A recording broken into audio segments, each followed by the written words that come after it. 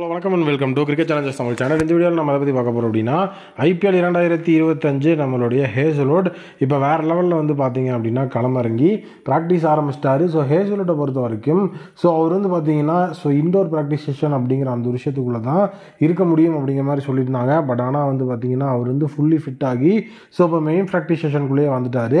அவரெலாம் IPL விளாடவே முடியாது, ruled out ஆகிடுவார் அப்படிங்கிற மாதிரிலாம் சொல்லியிருந்தாங்க. பட் இப்போது நம்மளுடைய ஜாஸ் ஹேசல்வுட் உள்ளே வந்தது ஒரு நல்ல ஒரு விஷயம். அதே நேரம் வந்துட்டு விராட் கோலி வர்சஸ் ஜாஸ் ஹேசல்வுட் அப்படிங்கிறது தான் ஹெவியாக வந்துட்டு இன்றைக்கி நடந்த விஷயம். எப்போவுமே வந்துட்டு விராட் கோலி ஹெவியாக பேசர்ஸை வந்துட்டு அந்த இடத்துல சந்திக்கிற விரும்புவார் ப்ராக்டிஸ் செஷனில். நேற்றே வந்து நான் உங்களுக்கு சொல்லியிருந்தேன், அவர் வந்து துஷாராவை தான் அதிகமாக வந்து ஃபேஸ் பண்ணிட்டு இருந்தார். காரணம் வந்து பார்த்தீங்க அப்படின்னா அந்த இடத்துல வந்து பேசர்ஸ் அப்படிங்கிறதுல வந்துட்டு அவர் கொஞ்சம் பயாஸ்டாக இருப்பார் அப்படின்னு சொல்லி துஷாராவை வந்துட்டு அந்த இடத்துல வேறு லெவலில் வந்துட்டு பிளேஸ் பண்ணி அந்த இடத்துல வந்து அவர் வந்து ப்ராக்டிஸ் அப்படிங்கிறத முடித்த உடனே ஜாஸ் ஹேசல்வுட்டை வந்துட்டு அந்த இடத்துல வந்து வச்சிருக்கிறாரு. ஜாஸ் ஹேசல்வுட் உண்மையாகவே வந்துட்டு வேறு லெவலில் வந்துட்டு பவுலிங் பண்ணார். அதே நேரம் துஷாரா வந்துட்டு பார்த்தீங்க அப்படின்னா ஃபில் சால்ட்டுக்கு பவுலிங் பண்ணியிருந்தார். இன்றைக்கான ஷோ டவுன் அப்படிங்கிறது வந்து பார்த்தீங்கன்னா RCBயோட ஓப்பனர்ஸ் தான்.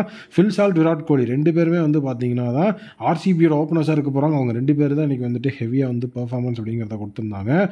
டோட்டலாகவே வந்து பார்த்தீங்கன்னா நம்மளுடைய RCBயோட ஓப்பனிங் அப்படிங்கிறது உண்மையிலே வந்துட்டு ஒரு ஹெவி லிஃப்டாக இருந்தாகணும். காரணம் என்ன அப்படின்னா RCB வந்து அந்த பவர் பிளே அப்படிங்கிறதுல ஒரு மிகப்பெரிய லெவலில் காஷியஸாக இருக்கணும். நம்மளுடைய தலைவர் நம்மளுடைய கிறிஸ்கேல் இருந்த வரைக்கும் அந்த ஒரு ஓப்பனிங் அப்படிங்கிறது அந்த லெவலில் இருந்தது. அதாவது விராட்டும் கெயிலும் ஓப்பனிங் பண்ணுவாங்க. பவர் பிளே மட்டும் இல்லை, அந்த இடத்துல அந்த ஸ்டாண்ட் நின்றுச்சு அப்படின்னாலே வேறு லெவலில் இருக்கும். அதுக்கப்புறம் வந்துட்டு பெரிய லெவலில் அந்த ஓப்பனிங் ஸ்டாண்ட் அப்படிங்கிறது விராட் அண்ட் ஃபாஃப் அப்படிங்கிற முறையில் பார்க்கப்பட்டுச்சு. அதுக்கப்புறம் வந்துட்டு பெரிய லெவலில் அங்கே இல்லை. அதுவும் வந்து அதுக்கப்புறமா கன்சிஸ்டன்சியாக வந்து பார்த்திங்கன்னா ஃபாஃப்க்கும் வந்து இன்ஜுரி அப்படிங்கிறதுல ஏற்பட்ட ஒரு இம்பாக்டாக தான் வந்துட்டு இருந்தார். அந்த அளவுக்கு வந்து பார்த்தீங்கன்னா ஒரு டெட்லியான ஒரு ஓப்பனிங் அப்படிங்கிற ஒரு காம்பினேஷன் RCBக்கு பெரிய லெவலில் அமையல.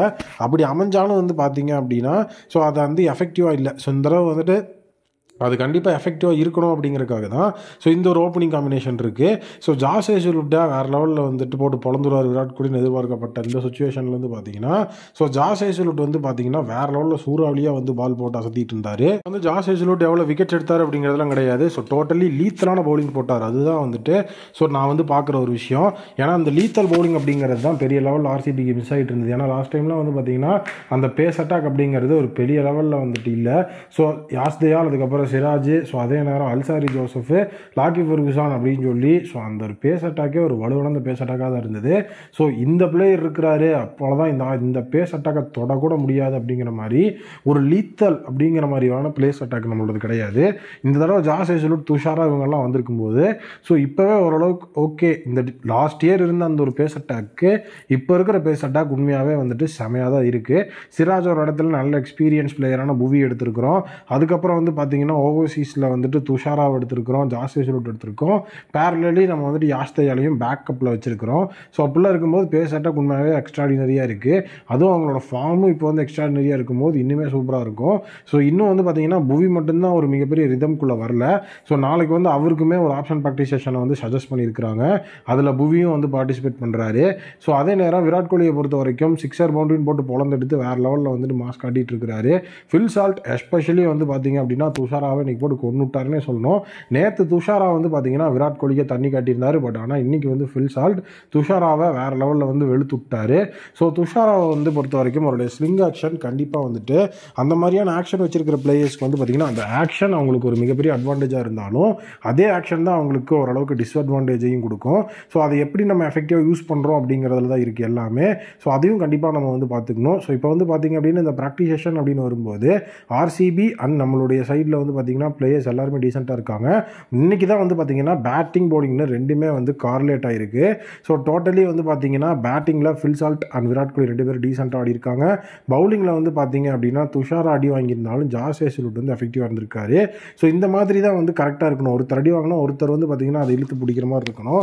அப்படி இருந்தால் தான் அது எஃபெக்டிவாக இருக்கும். இப்போ ரெண்டு பேருமே அவைலபிளாக இருக்கிறதுனால ரெண்டு பேர்த்துல யாராவது ஒருத்தர் தான் அந்த இடத்துல வந்து எடுப்பாங்க. அது யார் அப்படிங்கிற விஷயம் இருக்குது. இம்பாக்ட் பிளேயராகவும் வந்து ஓவர்சீஸ் பிளேயர்ஸில் யூஸ் பண்ண முடியாது அப்படிங்கிறனால அந்த பையன் நம்ம மைண்டில் வச்சுக்கணும். யாஸ்தயால் இம்பாக்டில் தான் இருப்பாரா, மெயின் லெவலில் இருப்பாரா அப்படிங்கிறது கேள்வி இருக்குது. உங்களோட ஒப்பீனியனில் நீங்கள் RCBயோட மெயின் லெவனில் எந்த பேசர்ஸை வந்து பிளேயிங் லெவனில் ஃப்ரண்ட் லைனில் வைப்பீங்க, இன்க்ளூடிங் இந்தியன் அண்ட் ஓவர்சீஸ் அப்படிங்கிறத கமெண்ட்டில் சொல்லுங்கள். மீண்டும் ஒரு புதிய வீடியோ மீட் பண்ணுறேன். Thank you, take care and bye bye.